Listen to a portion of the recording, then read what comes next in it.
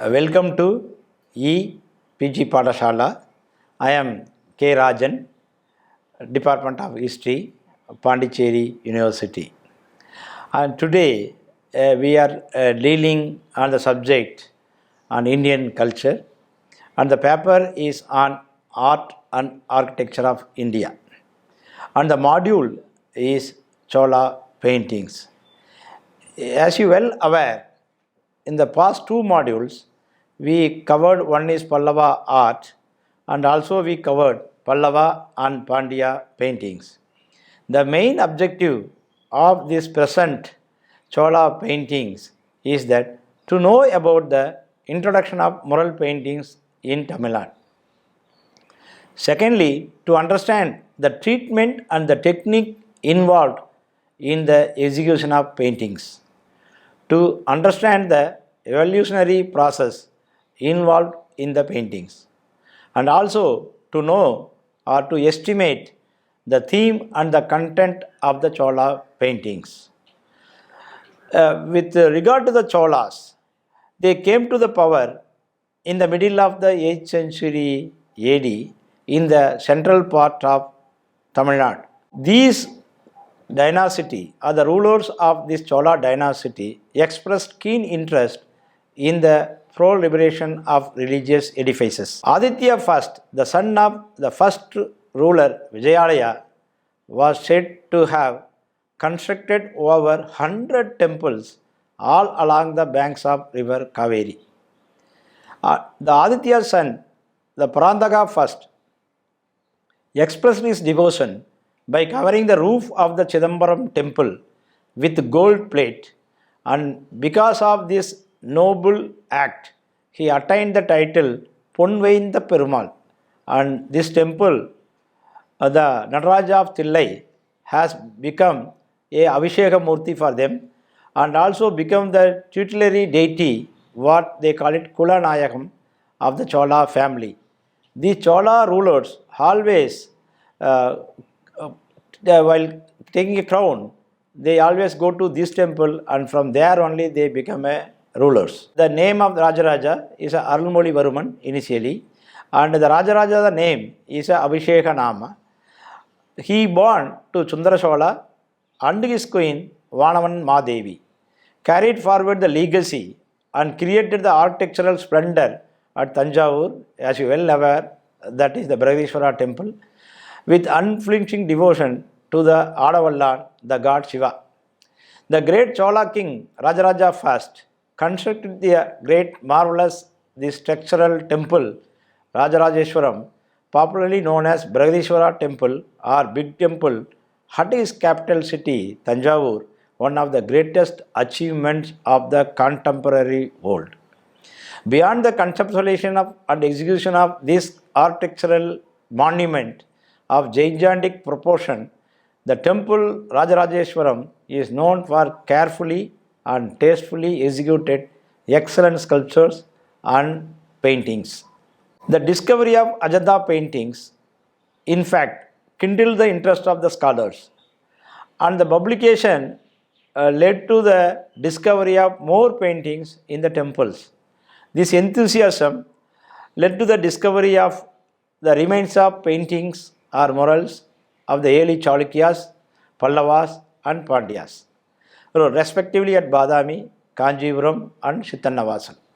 These discoveries pushed the tradition beyond the Western Indian caves and made it a greater impact in the minds of art historians of India.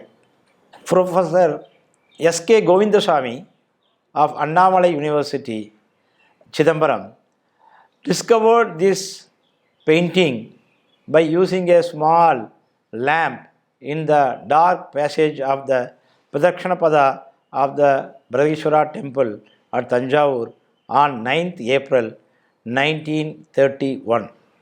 Thanks to Professor S.K. Govindaswamy for his discovery.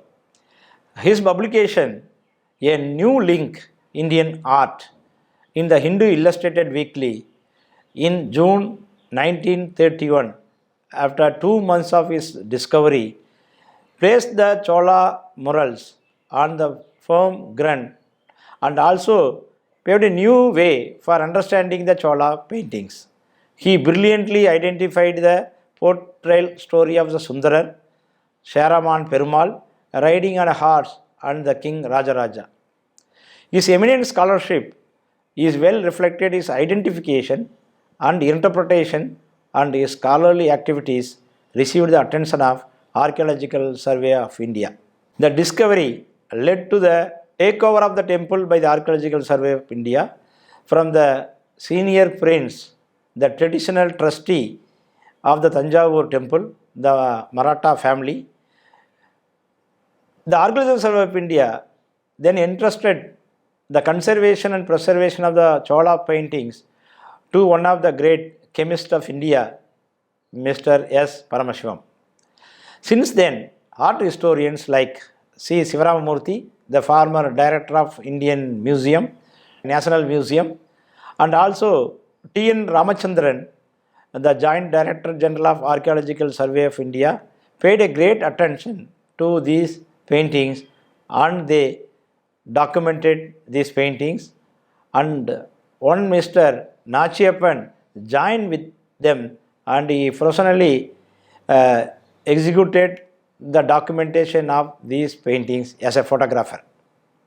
C. Nachiyappan, who published those images very recently in his book Magnificent Mural Paintings of Sittanavasal, Panamalai, Tanjavur Early Chola Paintings and Karna Sculptures of Tamil Nadu. Finally, and very recently, the Superintending Archaeology of Archaeological Survey of India, P.S. Sri Raman, documented the paintings frame by frame and were combined or synthesized into one frame and published in a book entitled The Chola Murals by the Archaeological Survey of India in the year 2011.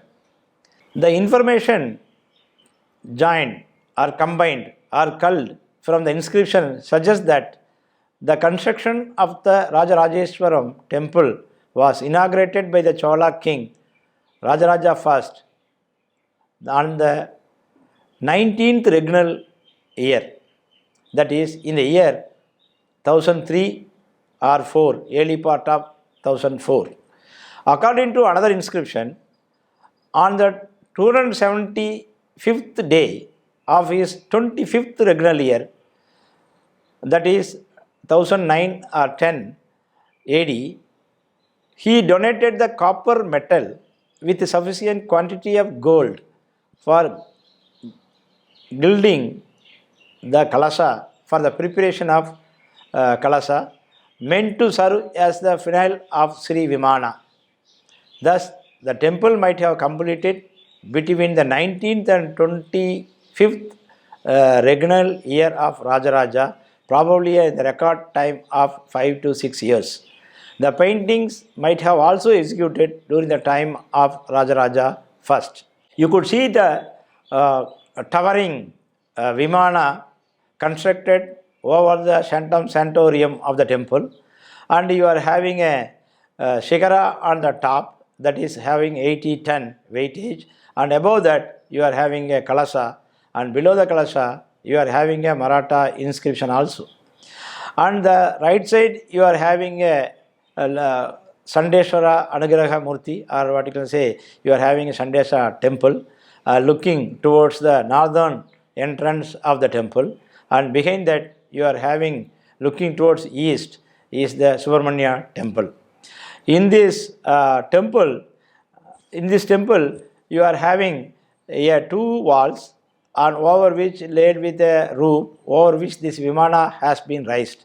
So that serves as a Sandara type of temple, in which the outer wall of the temple, or you can say inner, in the Pradakshina Pada, the both wall having a painting. The chief architect of this temple was Veera Solan, Kunjara Mallan, and he has got the title probably after the construction of the temple, Rajaraja Perundachan. The other architects along with him who worked to construct this temple is the Madurandakan alias Nitta Vinoda Perundachan. So, he got the title Nitta Vinoda Perundachan. Ilati Shadayan, the original name, again he got the title Gandaraditya Perundachan. The Prahara was constructed by his army general Shanadipati Krishnan Raman. So the entire administration of the temple was entrusted with Poigai Nadu Kilavan alias Adityan Surya Velan Tennavan Muvenda Velan. See, the Muvenda Velan is one of the highest title, the highest official normally will be holding in the Chola administration. The Sirikariyam, the highest officer of the temple and the highest priest of the temple was Sivacharya, Pavana and Pidaran. So, the paintings we could see in the walls of the Pradakshina Pada. The paintings are executed on the walls of the circumambulatory passage, what we call Pradakshina Pada of the Sanctum Sanctorium. The Pradakshina Pada is divided into 15 chambers. Each chamber has two vertical surfaces to execute the paintings. That is, the inner surface of the outer wall and the outer surface of the inner wall of the Vimana. So each wall has painted with one theme such as sage, the great sage, teaching his royal disciples, that is in chamber wall number 5, and the story of Sundarar, the famous story of Sundarar in chamber wall number 7. Rajaraja worshipping Nadaraja at the Koil, that means the famous Chidambaram temple, that is chamber wall number 9. The Shiva as a Kalyana Sundara Murti and Ravana Arungaraha Murti in chamber wall number 7, and many other such paintings could be seen on the walls of the Pradakshina Pada. A sage teaching his royal disciples could be seen in the walls.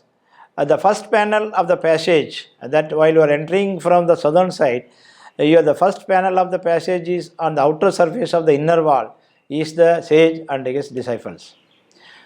The short, that means very dwarf size, pet-bellied with a chubby face sage seated on a red cushioned pita with a backrest occupies the central part of the theme.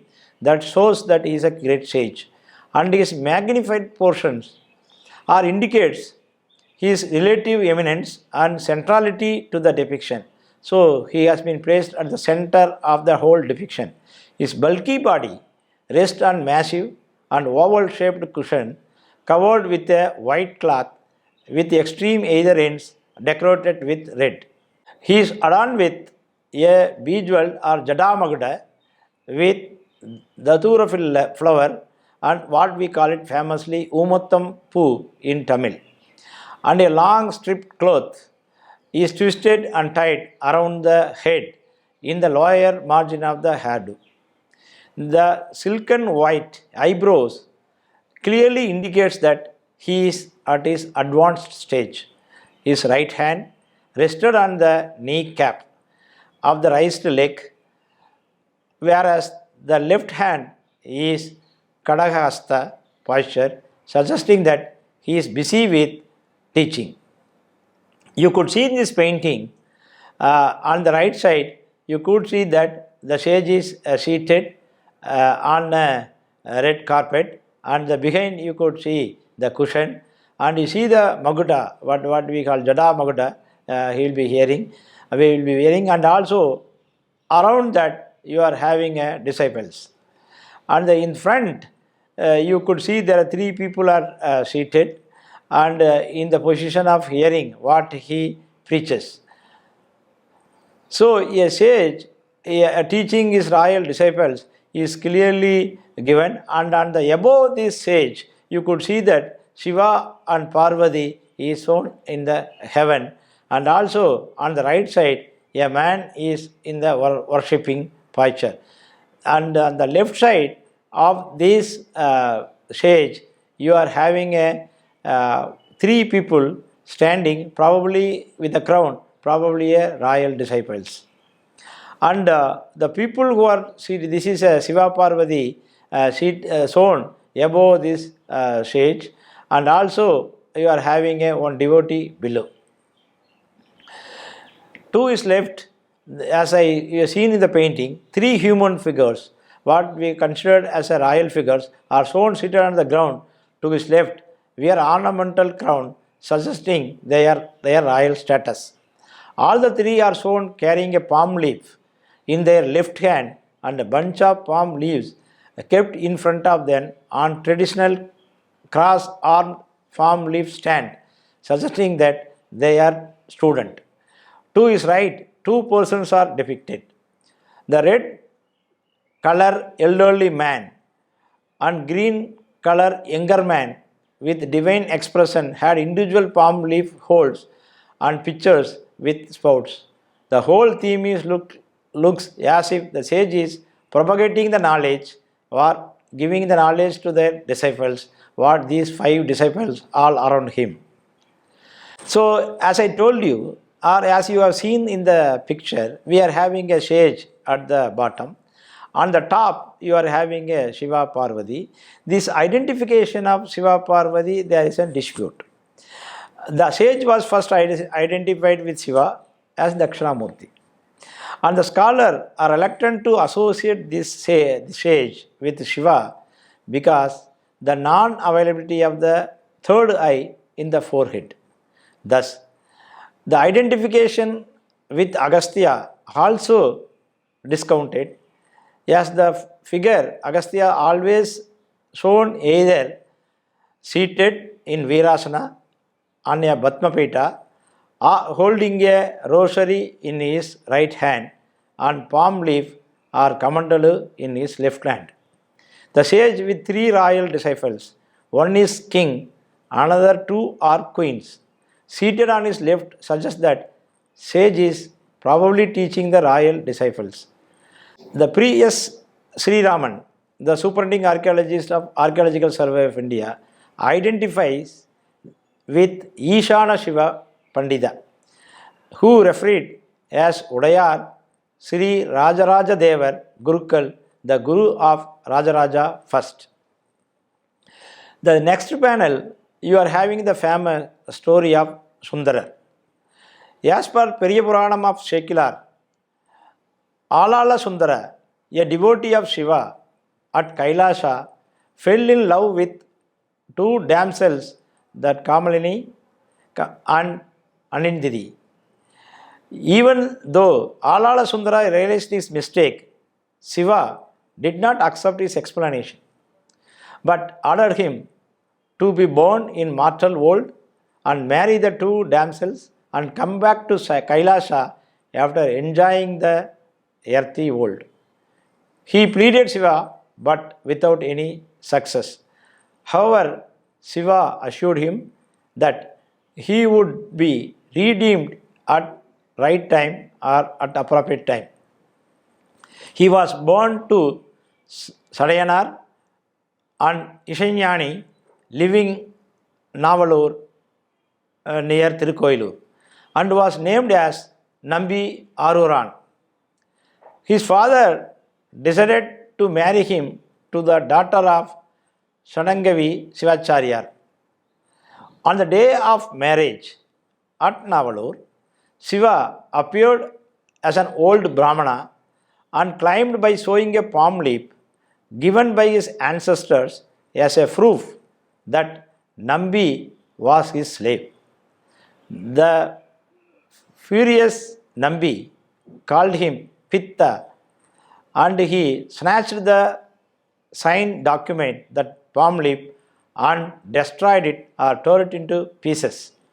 But the old Brahmana pleaded justice with the elders of the Navalur village and told that the palm leaf torn by Nambi is only a copy of the original document, and the original was preserved at Tiruvannai Nallur. The elders decided to verify the original document as told by this old man, and he produced it before the Sabha of Tiruvannai Nallur. The Sabha encouraged the old man to show his ancestral house as a further proof of his identity. The old man entered into the Tiruvannai temple and disappeared in front of all. The Nambi then realized that he is none other than Shiva. Shiva reappeared again to make Nambi to realize his antecedents or his forefathers, and also ordered Nambi to sing a song in praise of him with the starting word, the Pitta, which he expressed while he was showing the palm leaf. This evidence is famously called Tadtat Konda Perumal. So you could see that in the painting that Shiva is a old Brahmana holding an umbrella, showing a palm leaf in front of the elders, and Nambi is in Anjali posture on the left side. And after seeing that palm leaf, then they started moving towards Tiruvannai after to see the original. Then there is another story about Sundarar and Cheraman Perumal. So this Cheraman Perumal, a Chera ruler from Kodungalur, what we call, now they call Kodungalur, the ancient Magodai, located close to Tiruchur of the present Kerala, is a staunch devotee of Shiva. In appreciation of his devotion, Shiva blessed him with a unique power of hearing a chimes of his anklet, the noise of his anklet, or the noise of his anklet that is emanating while dancing. That is called Ananda Tandava at Thillai. One day, he fails to hear this noise or the sound that is emanating from the anklet of the Shiva, and he became so upset and decided to slay his life, to give up his life. Shiva appeared and told him that I lost the track of time while listening the soulful hymns of rendered by the saint Sundarar. This induced him, the Cheraman Perumal, to meet Sundarar, and he made to visit Tiruvarur and met Sundarar, and both became friends from that time as a sign of devotees. One day Sundarar, while praying at Tiruvanjikalam, that is located in Kerala, realized that the end of his life was very near, and he prayed the god to take him back. Shiva responded to his prayer by sending a white elephant accompanied by gods to bring him back to Kailasa. On seeing his close friend departed to Kailasa, Cheraman Perumal mounted on a horse, and actually literally white horse, and uttered the word Panchakshara, the Namachivaya. The Panchakshara actually in the years once it is told, which provided a divine power to the horse, and it took him to the Kailasa before Sundarar reaches the elephant. However, Cheraman Perumal denied the permission at the gate by Shiva Ganas. On the request of Sundarar again, both were entered Kailasa. Thus, the Sundarar and Cheraman Perumal occupied a unique position among the Saiva Nayanmars. The whole episode is beautifully and excellently executed in a canvas horizontally divided into 3 parts, with each part expressing the important events happened in the life of Sundarar. The bottommost part, occupying almost the quarter of the canvas, depicts the incident happened at Tirunavalur and Tiruvannai Nallur, whereas the Shiva made a reappearance to make Sundarar realize his antecedents. The middle part is depicted his worship at Tiruvanjikalam and subsequent event of Sundarar and Cheraman Perumal moving towards Kailasa on elephant and horse respectively. The Tiritala Vimana of Tiruvanjikalam temple with Mukhamandapa bounded by Prahara is shown with Nataraja and Devi leaning on a bull with parasol above her. A boy collecting some flowers from a circular pond with full of lilies and lotuses in front of the temple. The Sundarar is shown seated in front of the temple, composing his Padigam within the Prahara wall. You could see here that picture has shown very clearly the story in a three part. The bottommost one is showing where he was in Tirunavalur and Tiruvannainallur. The second one, which is having white elephant seated by Sundarar in Padmasana position on the top of the elephant, and just before him you could see on the white horse Saraman Perumal is moving fast. On the top you are having that Shiva and Parvati, and these two Saraman Perumal and the Sundarar seated in front of the Shiva, in front of Shiva in the heaven. You could see the close view of this Sundarar and Saraman Perumal, and you see the elephant is adorned with jewelry, and the Sundarar seated in a Padmasana position on the top of the elephant, and in front you are having a galloping white horse seated with Saraman Perumal in front. That shows that before Saraman Perumal, before Sundarar, the Saraman Perumal reaches heaven.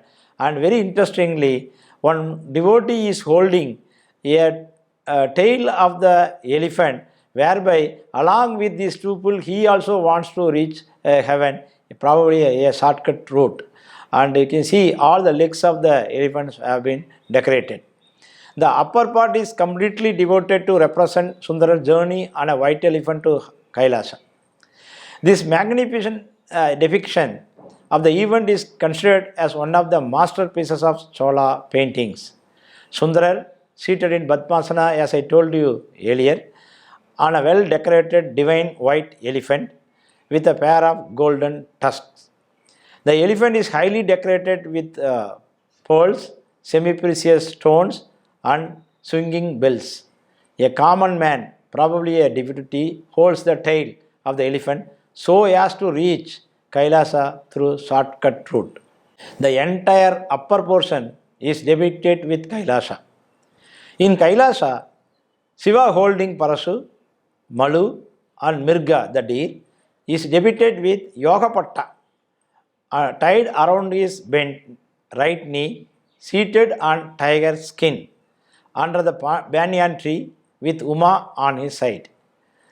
The Pokkanam, what we call it, customary back of asses, a bunch of peacock feathers and rattling snake are shown hanging on the banyan tree. Nandi is seated at Shiva's feet. Shiva is surrounded by Ganas playing musical instruments to the pair of divine dancers performing dance in front of the god. Sundarar with Saraman folded hand are shown seated on the floor in front of the god in the heaven. The whole episode is being witnessed by several gods and goddesses like Brahma, Vishnu, Yagadasa, Rudras, Dwadasa, Adityas, sages and other damsels, gods and goddesses. You could see here the two were seated at the bottom, and the two damsels were performing in front of that, and you see the Shiva in a red color, it has shown on the right, and several gods and goddesses are surrounding around him. You could see that the Yogapatta very clearly on the right leg of Shiva. And you can see that the dancing girls in front of the Shiva, and down below the dancing girls on the left side, you could see the Saraman Perumal and Sundarar seated together in a Padmasana position. And the same way, Rajaraja worshipping Shiva, that famous cosmic dance, Nataraja at Thillai, that means Chidambaram temple. The Rajaraja worshipping their family deity Adavallan, the Nataraja at Thillai in Chidambaram, is depicted in one of the chamber. The Nataraja with radiant smile is majestically depicted with white hued body. The color of the Shiva is in white in color, wearing tiger skin in the waist and also over the left shoulder. The right leg painted in red brambles and apasmara, and the left leg is lifted up. The headdress is shown with Jadavara with 4 flaming strands of Jada flowing on either side to show that he is in a dynamic position. The 4 hands fused beautifully at the shoulder. You could see here the Shiva in a dancing position and standing on a apasmara on the right leg.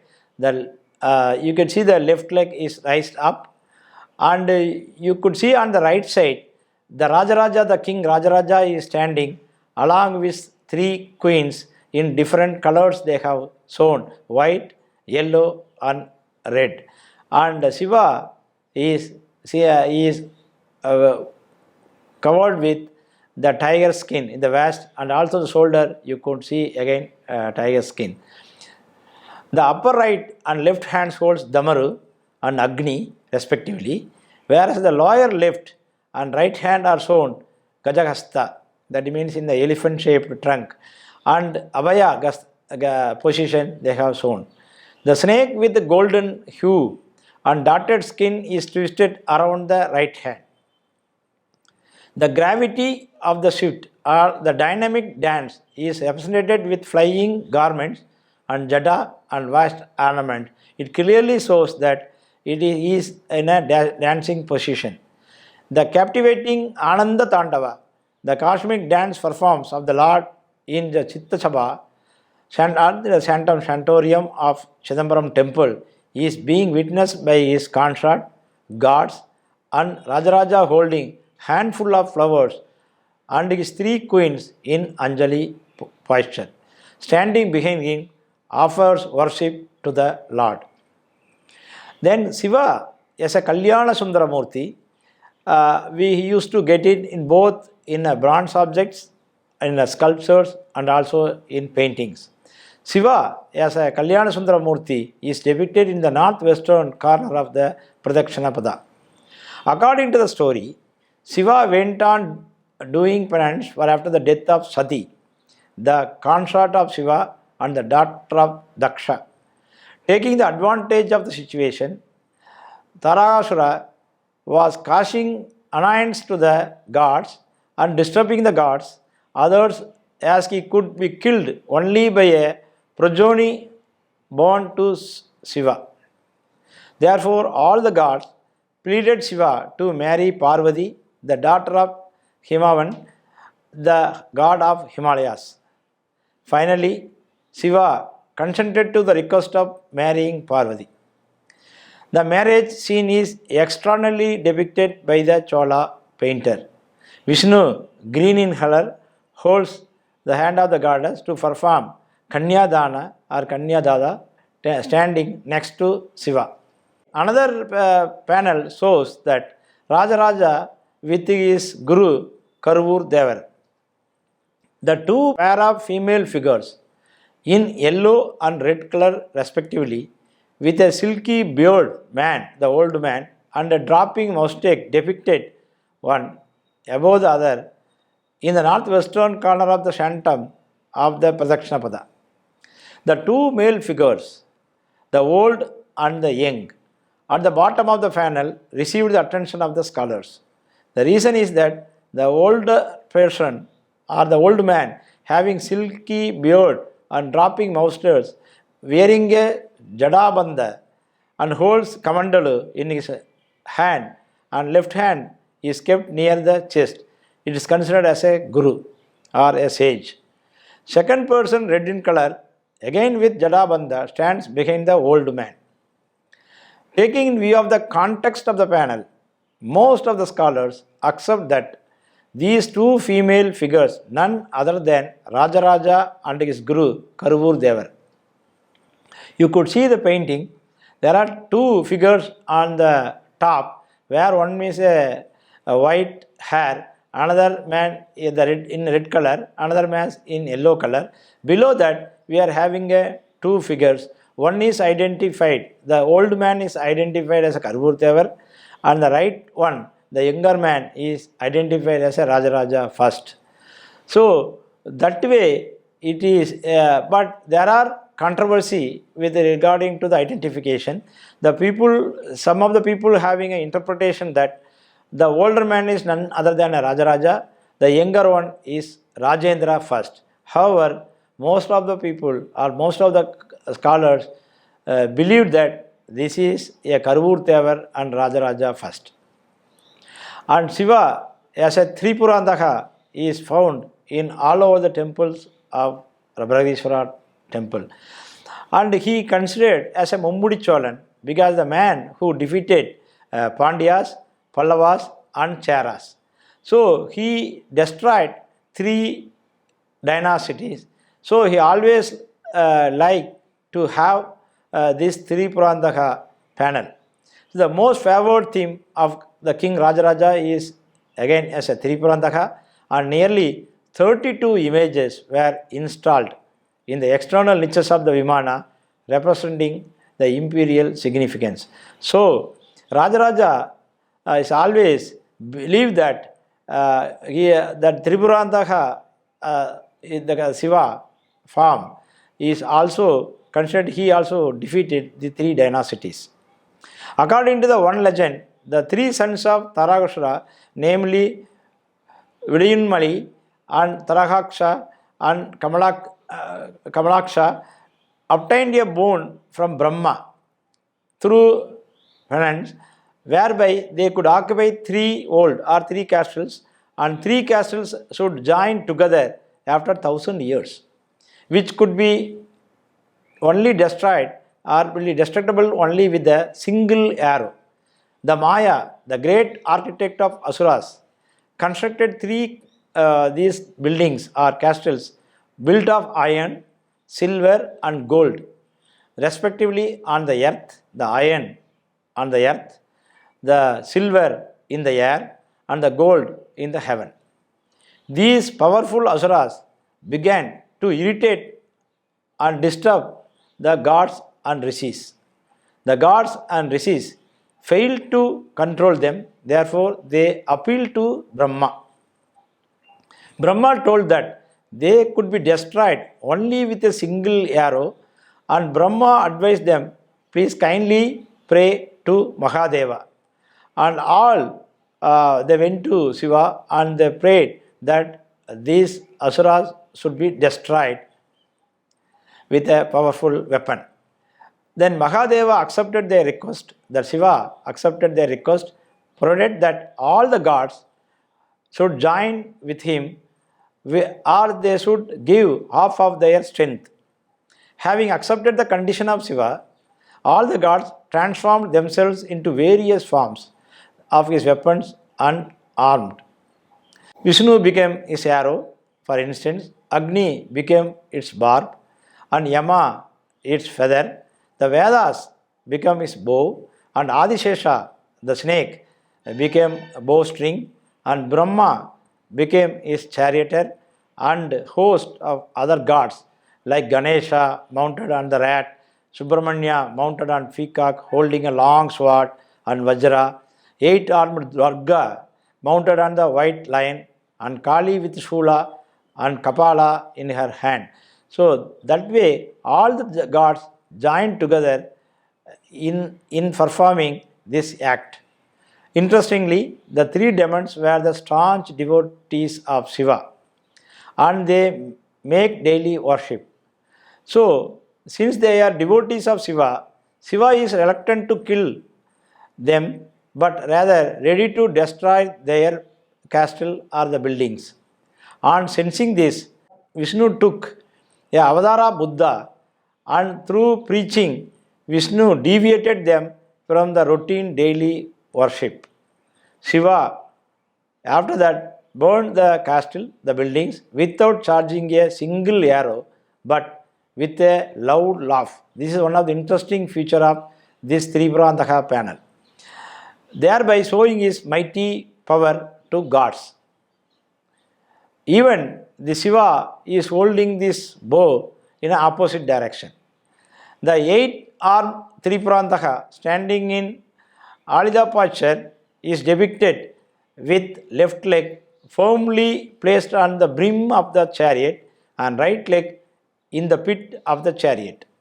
The 4 right arms respectively hold the Khadga, Parasu and Trishula in 3 arms, and the remaining 4th arm is plucking the arrow from the quiver tied to the right shoulder.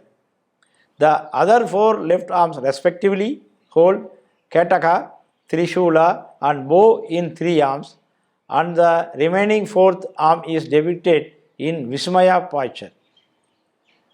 The thin Channavira to indicate a soldier or a brave man worn across the chest personify him as warrior. The eyebrows or eyeballs and the forcefully opened third eye clearly express his anger towards their devotees. The bow was not stringed, rather kept in opposite direction, thereby indicating that he need not to charge an arrow to destroy the castles, rather burn them with a loud laugh. This is the picture of the Shiva. You could see that the bow is kept in opposite direction, not in a charging position, and you see that eyeballs are wide open and third eye is shown, so thereby he is very angry man. And just see the right leg is strongly placed on the brim of the chariot and the left leg in the pit. Just in front of him you could see 3-headed, you can see the 4-headed god, that Brahma. And you can see the complete picture has shown here, the Tripurantaha panel, in which the Shiva in a red color, and in front you are having a Brahma, and also you could see all the below him you are having a Subramanya and Ganesha and Durga. In another one you could see that all these the devotees, all 3 people have shown. The 3 asuras and other asuras in good numbers are depicted with all sorts of position, fighting vigorously against Shiva with clubs, swords and other offensive weapons. They were depicted with terrific facial expression, with swollen eyes and scratching mouths. Their wives, with weeping eyes, tried to prevent the asuras in fighting against Mahadeva. Maya, their guru, the famous architect, stands in the corner with a sad face, knowing the fate of the castle that he was built for these 3 asuras. Among the asuras, one carries the votive linga, probably indicate their daily worship or to save himself or themselves from the anger of Shiva. Vishnu as a Buddha to convert these 3 asuras who tried to divert the attention of the asuras from their routine daily worship. He is seated on a simhasana surrounded with asuras with 3 umbrellas over his head and also hollow around his head. So these are the stories that we have collected from the panel of Brihadishwara temple at Tanjavur. But the technique and treatment of the painting is different. The painters of ancient India, so though as I told you earlier in my lectures, that we are having painting from Middle Paleolithic time onwards. So this has improved, well improved what we have seen in Pallava paintings at Chittanavasal or Pandya paintings at Chittanavasal, Pallava painting at Kailasanath temple, Ajanta paintings and also Chalukya paintings at Badami. The painters of ancient India used 2 fundamental techniques, namely tempera technique and fresco technique. In tempera techniques, the pigments are applied on dry surface, which become distinct layer on drying. The survival of this layer of pigments depends on the strength of the binding material. Since it is applied on the dry surface, it has been bounded with some binding material. Otherwise, the pigment layer will peel off from the surface. However, the painter has complete freedom both in terms of time and space in executing his thought and the perception. Therefore, the ancient painters widely used this technique because if the painting is executed on the dry surface, it is easy to execute.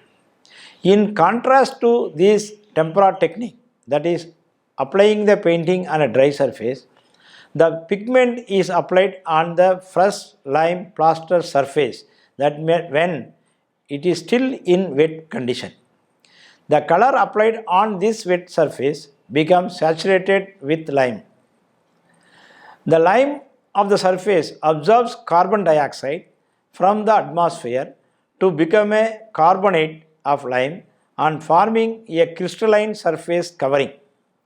The pigments applied in the wet surface will also be locked between the crystals and totally integrated with the lime plaster surface when the surface dried out.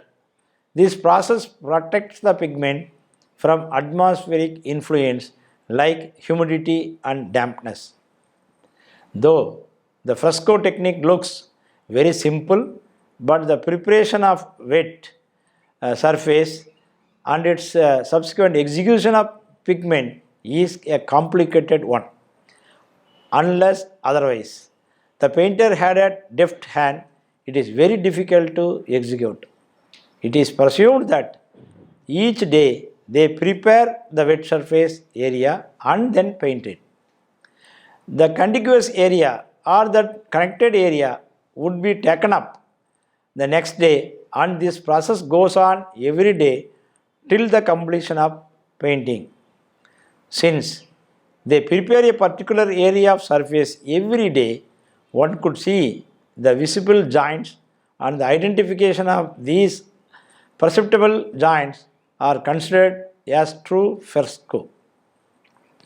The scholarly examination of the Chola paintings by the famous chemist S. Paramasivan, the Shanaullah, Subbaraman and others clearly shows that this is one of the best fresco paintings of South India. That way, these Chola paintings is a unique painting that we have observed in the Brihadishwara temple at Thanjavur. The Chola painters excel in all departments such as the preparation of the wet surface daily, application of pigments and scheme of shading the gods, royal figures, animals and plants and composition of the events, utilization of the space and so on and so forth to create a marvelous and magnificent paintings which could withstand the ravages of time.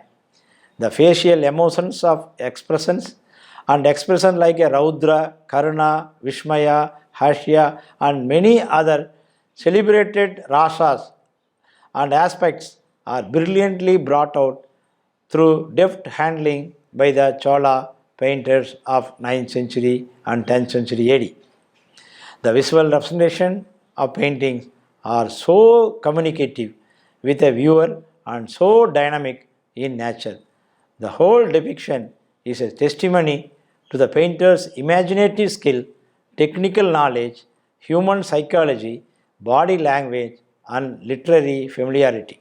Therefore, even today, the Chola paintings are considered as magnum opus of their times. Thank you very much.